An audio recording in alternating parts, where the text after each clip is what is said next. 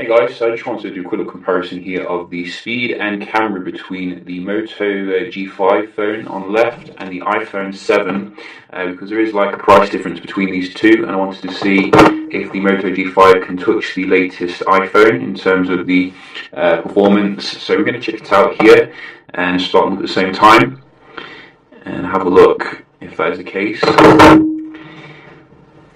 So the Moto G5 that we are using, I think, is coming with 5-inch display, Super LCD technology in terms of the screen, Snapdragon 430 as well, which is, I think, a new processor, very kind of Hello, Moto. very entry level. You can see it takes a while to start up.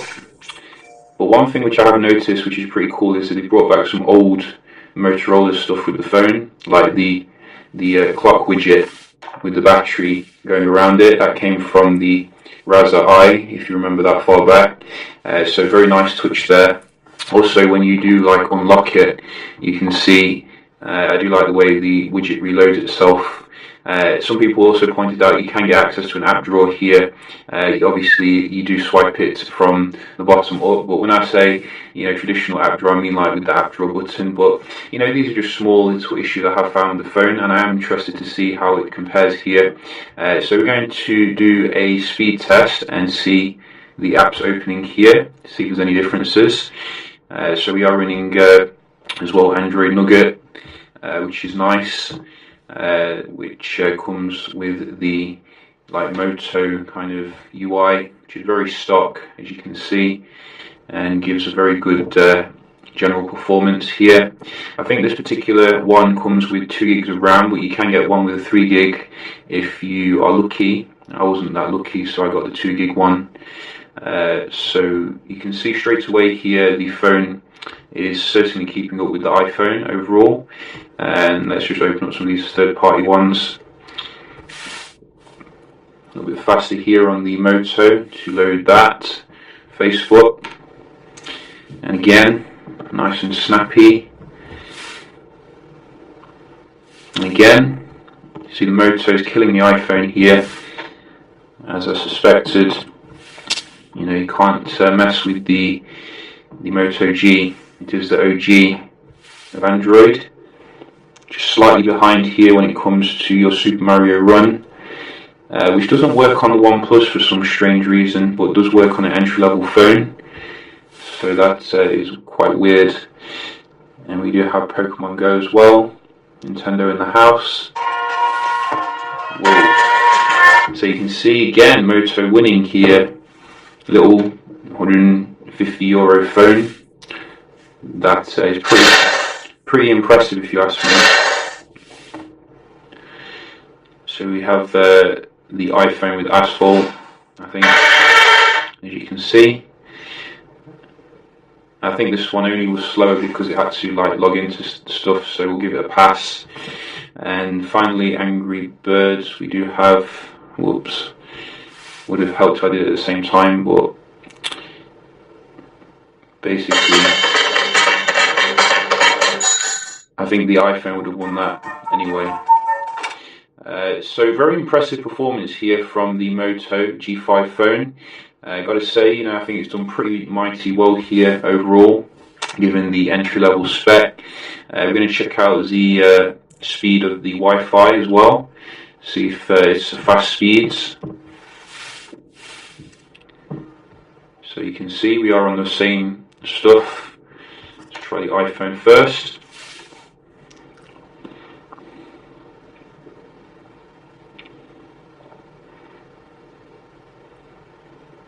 There you go. No nonsense tonight.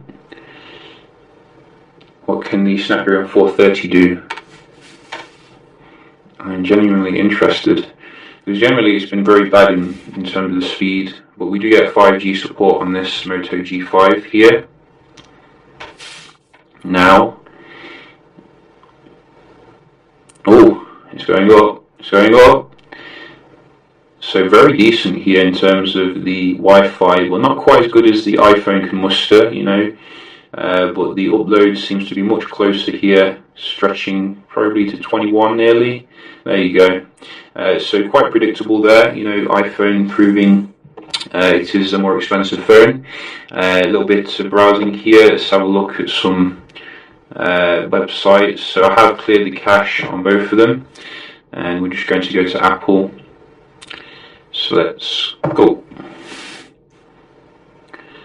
Yeah, so you can see the iPhone here. Oh, we do have a red iPhone. Very nice. Would be nice if they made a blue one, I think, as well. That would be pretty cool.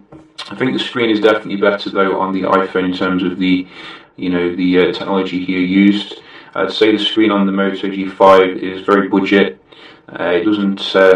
I wish they'd use a more higher end phone for the Moto G series, because it seems to be, Samsung is leaving them behind with the J series in terms of the screen technology. So just checking out Tech Radar here. Let's go. Again, you can see the iPhone a little bit faster when it comes to load here, but you can see the Moto G5 seems to be well within its operating capacity. And one more. So we do have GameSpot. And go. Just behind the iPhone there. And you can see again just behind the iPhone. So I'd say the more difference here is the screen employed, which has much better viewing angles on the iPhone at the moment, generally. And finally, the multitasking. Let's have a look at that and then check out the camera. Obviously, you do get your multitasking on the Moto, the true multitasking split screen. But in terms of the actual memory management here, you can see the 2 gig model is struggling to keep things in memory. It is reloading compared to the 2 gig iPhone here, which is very nice in terms of the multitasking. But then again, it's still not doing too bad if you ask me. It's like loading things pretty fast again. It's coming up with them. It's not crashing or anything. So there was a time when the Moto had like 1 gig of RAM, and that was a nightmare when it came to the multitasking. But maybe they'll improve, the performance here. But for now, I'd say get the 3 gig RAM model if you can, or the Moto G5 Plus if you're looking for your multitasking.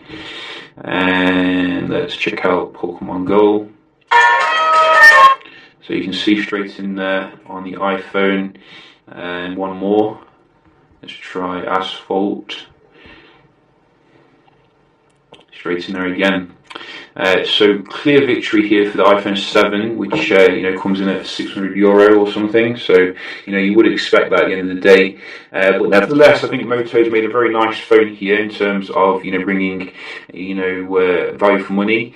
I was interested in the camera in terms of the experience here, so we can have a look at some of the shots I did take, how they compare with the iPhone's shots, which are among the best, obviously. So let's just go to the camera here, and we can see what's what. And generally, I'd say the Moto G5 has a very solid camera. Actually, I was pleasantly surprised with the level of quality of the images coming out of the camera here, and that goes as well for the video recording.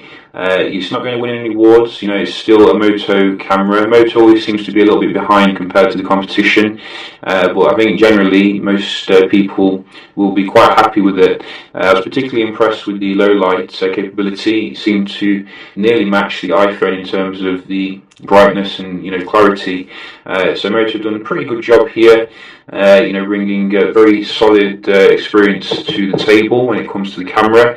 I think you also, as I said, do get the full HD mode, and the video recording is really smooth. Actually, I did do a little comparison with the iPhone again here, both of them on full HD, and you can see there isn't that much difference really. I think Moto does some very good stuff when it comes to the electronic image stabilization. So very decent camcorder and very decent camera in terms of the good and the low light here, particularly for the price. So I'm happy with it, in terms of the camera here. In terms of the actual whole phone, it does have some solid competition. You know, for a little bit more, you could get the Lenovo P2 phone, which comes with 4 gigs of RAM. It comes with a slightly better in terms of processor, but the camera is not as good, if you ask me, compared to the Moto G5. Also, the Moto G5, you're getting some nice gestures here, such as the, this gesture to get into the camera. You are getting your active display as well, which does come on when you prompt it to come on. So let's just get it on here. So I think it does actually support it. Sometimes it just doesn't come on though. Obviously you do have your Moto action center here, so you can control everything, and there's a whole load of gestures, etc. So overall, very solid phone here. Do be aware of the other options, as I said, like Honor 6X, etc., and some others. I'll probably do some gaming tests with the phone, see how it stacks up. And yeah, hope you enjoyed the video, found it helpful, and I'll see you in the next one. Cheers.